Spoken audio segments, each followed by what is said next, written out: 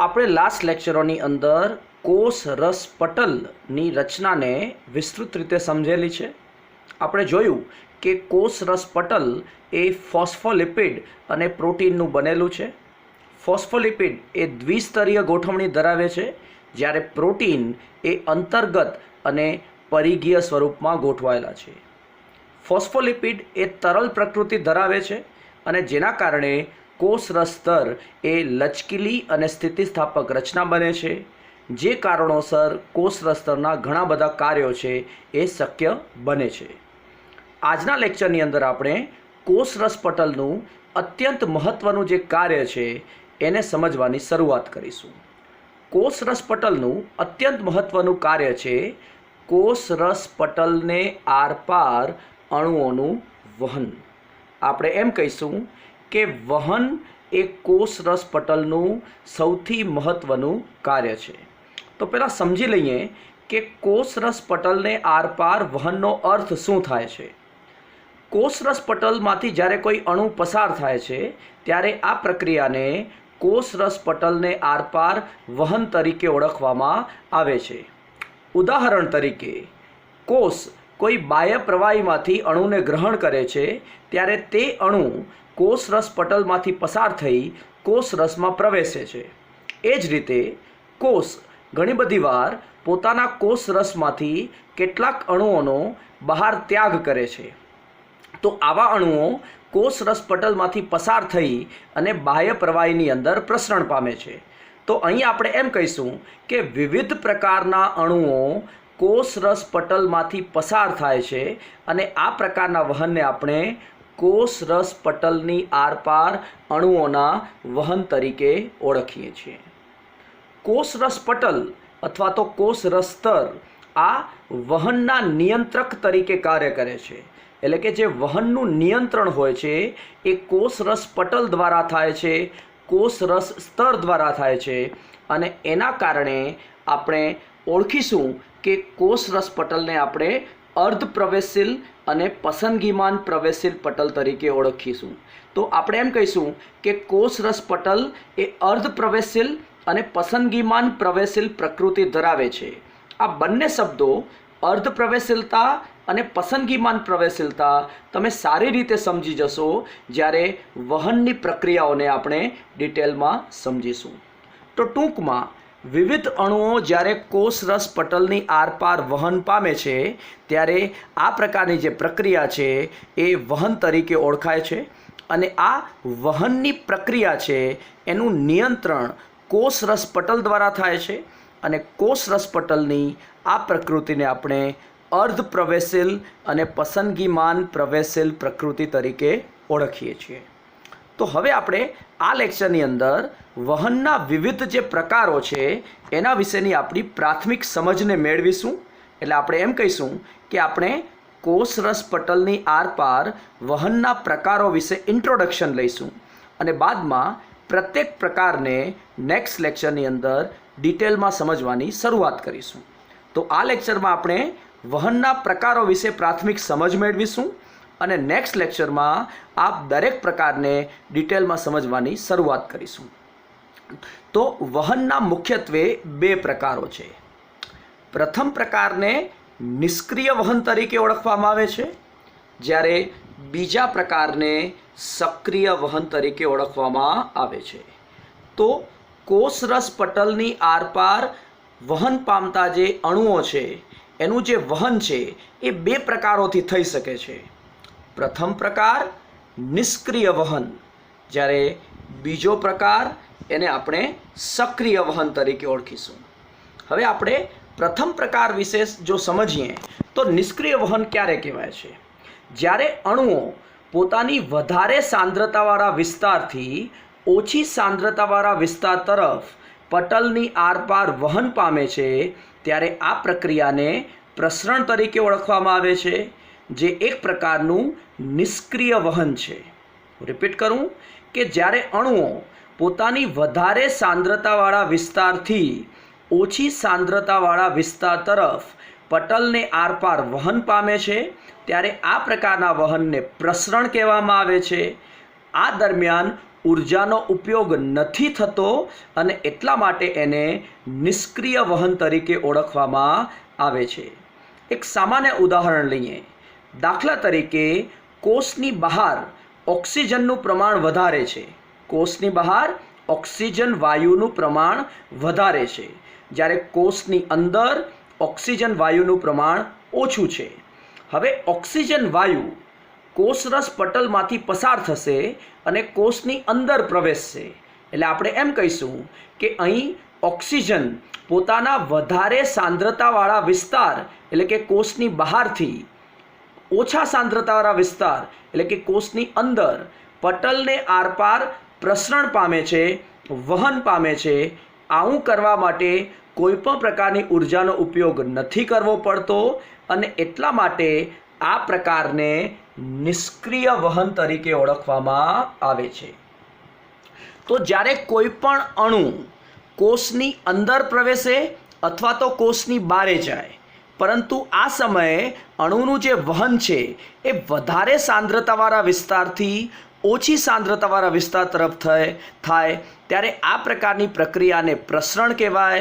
અને આ પ્રકારની પ્રક્રિયા માટે ક્યારે પણ ઉર્જાનો ઉપયોગ નથી કરવો પડતો અને એટલા માટે આ પ્રકારના વહનને નિષ્ક્રિય વહન તરીકે ઓળખવામાં આવે છે. તો પટલની આરપાર જે અણુઓનો વહન થાય છે એનો પ્રથમ પ્રકાર છે નિષ્ક્રિય વહન. હવે નિષ્ક્રિય વહનના બે પેટા પ્રકારો છે. પ્રથમ પેટા પ્રકારને કહેવામાં આવે છે સાદું પ્રસરણ એટલે કે સિમ્પલ ડિફ્યુઝન, જ્યારે બીજા પેટા પ્રકારને કહેવામાં આવે છે અનુકૂલિત અથવા તો સાનુકૂલિત પ્રસરણ. તો નિષ્ક્રિય વહન કે જ્યારે કોઈ પણ અણુ પટલની આરપાર પોતાના વધારે સાંદ્રતાવાળા વિસ્તારથી ઓછા સાંદ્રતાવાળા વિસ્તાર તરફ વહન પામે છે, ઉર્જાનો ઉપયોગ નથી થતો, આવા વહનને નિષ્ક્રિય વહન કહેવાય છે. નિષ્ક્રિય વહનના બે પેટા પ્રકારો છે સાદું પ્રસરણ અને અનુકૂલિત અથવા તો સાનુકૂલિત પ્રસરણ. તો આપણે પ્રથમ પેટા પ્રકારને સમજીએ. સાદું પ્રસરણ પ્રકારનું નિષ્ક્રિય વહન એટલે કે શું? જ્યારે વહન કરવા માટે કોઈ પણ પ્રકારના વાહક પ્રોટીનનો ઉપયોગ ન થાય તો આ પ્રકારના પ્રસરણને સાદું પ્રસરણ તરીકે ઓળખવામાં આવે છે. તો જ્યારે વહન કરવા માટે કોઈ પણ પ્રકારના વાહક પ્રોટીનનો ઉપયોગ નથી થતો ત્યારે આ પ્રકારના પ્રસરણને સાદું પ્રસરણ તરીકે ઓળખવામાં આવે છે. જો તમે અગાઉના લેક્ચરો સારી રીતે સમજેલા હશો તો તમને યાદ હશે કે પટલની અંદર વિશિષ્ટ અંતર્ગત પ્રોટીન અણુઓને પસાર થવા માટેનો માર્ગ બનાવે છે. આ પ્રકારના પ્રોટીનને વાહક પ્રોટીન તરીકે ઓળખવામાં આવે છે. હવે વાહક પ્રોટીનની મદદ વગર જ્યારે કોઈ પણ અણુ પટલની આરપાર પસાર થાય છે, પોતાની વધારે સાંદ્રતાવાળા વિસ્તારથી ઓછા સાંદ્રતાવાળા વિસ્તાર તરફ વહન પામે છે, ત્યારે આ પ્રકારનું પ્રસરણ સાદું પ્રસરણ તરીકે ઓળખવામાં આવે છે. બરાબર. તો અહીં વાહક પ્રોટીનનો ઉપયોગ નથી કરવાનો. બરાબર. વાહક પ્રોટીન કોને કહેવાય એ તમે જાણી લો અને અગાઉના લેક્ચરને સારી રીતે સમજી લો કે પટલની અંદર વિશિષ્ટ પ્રોટીન આવેલા છે જેની મદદથી અણુઓ વહન પામી શકે છે. આવા પ્રોટીનને વાહક પ્રોટીન કહેવામાં આવે છે. પરંતુ સિમ્પલ ડિફ્યુઝન અથવા તો સાદું પ્રસરણ કોને કહેવાય છે? તો જ્યારે અણુ આવા વાહક પ્રોટીનની મદદ વગર જ પટલની આરપાર વહન પામે છે ત્યારે આ પ્રકારના પ્રસરણને સાદું પ્રસરણ તરીકે ઓળખવામાં આવે છે. સાદું પ્રસરણ કરવા માટે કોઈપણ પ્રકારના વાહક પ્રોટીનનો ઉપયોગ નથી કરવામાં આવતો અને જે અણુઓ છે એ લિપિડના દ્વિસ્તરમાંથી જાતે જ પસાર થાય છે, કોઈપણ પ્રકારના વાહક પ્રોટીનની મદદ વગર પસાર થાય છે અને આવું નિષ્ક્રિય વહન છે એ સાદું પ્રસરણ તરીકે ઓળખવામાં આવે છે. તો અણુઓ પટલની આરપાર તો પસાર થાય છે, લિપિડના દ્વિસ્તરમાંથી જાતે જ પસાર થાય છે, કોઈપણ પ્રકારના પ્રોટીનની મદદ વગર પસાર થાય છે, પોતાની વધારે સાંદ્રતાવાળા વિસ્તારથી ઓછી સાંદ્રતા વિસ્તાર તરફ પટલની આરપાર ગતિ કરે છે. આવું પ્રસરણ સાદું પ્રસરણ તરીકે ઓળખવામાં આવે છે. હવે નિષ્ક્રિય વહનનો બીજો પ્રકાર છે અનુકૂલિત પ્રસરણ અથવા તો સાનુકૂલિત પ્રસરણ. હવે આ પ્રકારના નિષ્ક્રિય વહનમાં અણુઓ વાહક પ્રોટીનની મદદથી પસાર થાય છે. અણુઓ વાહક પ્રોટીનની અંદરથી પોતાની વધારે સાંદ્રતાવાળા વિસ્તારથી ઓછી સાંદ્રતાવાળા વિસ્તાર તરફ ગતિ કરે છે અને આવું નિષ્ક્રિય વહન છે એ અનુકૂલિત અથવા તો સાનુકૂલિત પ્રસરણ તરીકે ઓળખવામાં આવે છે. તો આ પણ એક પ્રકારનું નિષ્ક્રિય વહન છે. અહીં પણ વધારે સાંદ્રતા વિસ્તારથી ઓછી સાંદ્રતાવાળા વિસ્તાર તરફ અણુઓનું વહન થાય છે. પટલની આરપાર વહન થાય છે, પરંતુ વહન વિશિષ્ટ વાહક પ્રોટીનની અંદરથી થાય છે. આપણે એમ કહીશું કે પટલની અંદર આવેલ વિશિષ્ટ અંતર્ગત પ્રોટીન અણુઓને પસાર થવા માટેનો રસ્તો બનાવે છે, જેની અંદરથી પસાર થઈ અને અણુઓ એ પ્રસરણ પામે છે અને આવું પ્રસરણ અનુકૂલિત અથવા તો સાનુકૂલિત પ્રસરણ તરીકે ઓળખવામાં આવે છે. આ બંને પ્રકારો સાદું પ્રસરણ અને અનુકૂલિત પ્રસરણ એક પ્રકારનું નિષ્ક્રિય વહન છે, કારણ કે આ પ્રકારના પ્રસરણ દરમિયાન કોઈ પણ પ્રકારની ઉર્જાનો ઉપયોગ થતો નથી. આ બંને વચ્ચે એક જ તફાવત છે કે સાદું પ્રસરણ છે એ વાહક પ્રોટીનની મદદ વગર અણુઓ જાતે જ લિપિડના દ્વિસ્તરમાંથી પસાર થઈને કરે છે, જ્યારે અનુકૂલિત અથવા તો સાનુકૂલિત પ્રસરણ દરમિયાન અણુઓ છે એ વાહક પ્રોટીનની અંદરથી પટલમાં આવેલ પ્રોટીનની મદદથી પોતાની વધારે સાંદ્રતાવાળા વિસ્તારથી ઓછી સાંદ્રતાવાળા વિસ્તાર તરફ ગતિ કરે છે અને એને અનુકૂલિત અથવા તો સાનુકૂલિત પ્રસરણ તરીકે ઓળખવામાં આવે છે. આપણે નેક્સ્ટ લેક્ચરની અંદર આ બંને પ્રકારોને ડિટેલમાં સમજીશું, ત્યારે વધારે સારી રીતે સમજી જશો કે આ બંને પ્રકારો વચ્ચે મૂળભૂત તફાવત શું છે. તો આ નિષ્ક્રિય વહન નામના વહનના પ્રકારના બે પેટા પ્રકારો હતા. હવે આપણે વહનનો જે પ્રકારો છે એનો બીજો પ્રકાર જોઈએ છીએ, જેને સક્રિય વહન તરીકે ઓળખવામાં આવે છે. સક્રિય વહન એટલે કે શું? અણુઓ છે એ પોતાની ઓછી સાંદ્રતાવાળા વિસ્તારથી વધારે સાંદ્રતા વિસ્તારથી ઓછા સાંદ્રતા વિસ્તાર તરફ ગતિ કરે છે. અણુઓ છે એ પોતાના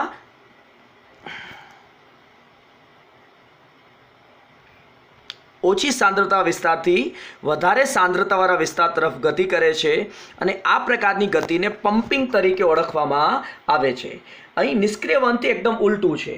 નિષ્ક્રિય વહનમાં અણુઓ વધારે સાંદ્રતા વિસ્તારથી ઓછી સાંદ્રતા વિસ્તાર તરફ ગતિ કરતા હતા, જ્યારે સક્રિય વહનની અંદર અણુઓ એ પોતાની ઓછી સાંદ્રતાવાળા વિસ્તારથી વધારે સાંદ્રતાવાળા વિસ્તાર તરફ ગતિ કરે છે. ત્યારે આ પ્રકારના વહનને પમ્પિંગ તરીકે ઓળખવામાં આવે છે અને આવું વહન છે એ હંમેશા ઉર્જાનો ઉપયોગ કરે છે અને એટલા માટે એને સક્રિય વહન તરીકે ઓળખવામાં આવે છે. એક સામાન્ય ઉદાહરણ જોઈએ આપણે. દાખલા તરીકે કોષની અંદર ગ્લુકોઝનું પ્રમાણ છે એ વધારે છે. કોષની અંદર ગ્લુકોઝ નામની શર્કરાનું પ્રમાણ વધારે છે, જ્યારે કોષની બહાર ગ્લુકોઝનું જે પ્રમાણ છે એ ઓછું છે. આમ છતાં પણ કોષ સતત પટલમાં આવેલા વિશિષ્ટ પ્રોટીન દ્વારા ગ્લુકોઝને બહારથી અંદરની તરફ ગ્રહણ કરે છે. ત્યારે આવા ગ્લુકોઝના વહનને આપણે એમ કહીશું કે ઓછી સાંદ્રતાવાળા વિસ્તારથી વધારે સાંદ્રતાવાળા વિસ્તાર તરફ થાય છે અને આવી પ્રક્રિયા હંમેશા ઉર્જા અથવા તો શક્તિનો ઉપયોગ કરે છે. આવી પ્રક્રિયાને સક્રિય વહન તરીકે ઓળખવામાં આવે છે, એને પમ્પિંગ તરીકે ઓળખવામાં આવે છે. હું રિપીટ કરું કે દાખલા તરીકે એક કોષમાં ગ્લુકોઝ નામની શર્કરાનું પ્રમાણ વધારે છે, જ્યારે કોષની બહાર ગ્લુકોઝ નામની શર્કરાનું પ્રમાણ ઓછું છે. આમ છતાં કોષ પોતાના પટલમાં આવેલા વિશિષ્ટ પ્રોટીન દ્વારા સતત બહારથી ગ્લુકોઝને કોષની અંદર ગ્રહણ કર્યા કરે છે. હવે ગ્લુકોઝ પોતાની ઓછી સાંદ્રતાવાળા વિસ્તાર એટલે કે બાહ્ય પ્રવાહીથી વધારે સાંદ્રતાવાળા વિસ્તાર એટલે કે કોષ રસ તરફ વહન પામે છે. આવું વહન છે એ પમ્પિંગ કહેવામાં આવે છે. આવું કરવા માટે હંમેશા ઉર્જાનો જરૂર પડે છે, શક્તિની જરૂર પડે છે અને એટલા માટે આ પ્રકારના વહનને સક્રિય વહન તરીકે ઓળખવામાં આવે છે. બીજું એક સામાન્ય ઉદાહરણ લઈએ. દાખલા તરીકે તમે ટાયરની અંદર હવા ભરો છો. ટાયરની અંદર હવાનું દબાણ વધારે રાખવામાં આવે છે, જ્યારે વાતાવરણમાં હવાનું દબાણ ઓછું છે. તમે સતત હવાને વાતાવરણમાંથી ટાયરની અંદર દાખલ કરી રહ્યા છો, મતલબ કે તમે વાતાવરણના ઓછા દબાણવાળા વિસ્તારથી ટાયરની અંદર વધારે દબાણવાળા વિસ્તાર તરફ હવાનું વહન કરી રહ્યા છો. હવે આ પ્રકારનું વહન કરવા માટે હંમેશા પંપની જરૂર પડશે. પંપ ઉર્જા આપે છે, એ ઉર્જાનો ઉપયોગ કરી અને તમે છે એ હવાના અણુઓને ઓછા દબાણથી વધારે દબાણવાળા વિસ્તાર તરફ ગતિ કરાવો છો અને અંતમાં સતત ટાયરની અંદર દબાણ વધાર્યા કરો છો. અને આ પ્રકારનું વહન છે એ ઉર્જાની જરૂરિયાત માંગે છે, ઉર્જાની વગર થઈ શકતું નથી. એને તમે પમ્પિંગ તરીકે ઓળખો છો. તમે એમ કહેશો કે તમે હવાને ટાયરની અંદર પંપ કરી રહ્યા છો. પંપ એક યંત્ર છે જે ઉર્જાના ઉપયોગ દ્વારા બરાબર હવાને ઓછા દબાણવાળા વિસ્તારથી ટાયરની અંદર દાખલ કરે છે. એટલે તમે એમ કહેશો કે હવાના અણુઓ ઓછી સાંદ્રતાથી વધારે સાંદ્રતા તરફ ગતિ કરે છે અને આવા વહનને સક્રિય વહન તરીકે ઓળખવામાં આવે છે. યાદ રાખજો ફ્રેન્ડ્સ, સક્રિય વહન પણ વિશિષ્ટ પ્રોટીન વગર થઈ શકતું નથી. પટલમાં આવેલા વિશિષ્ટ પ્રોટીન આ સક્રિય વહન માટે જવાબદાર બને છે.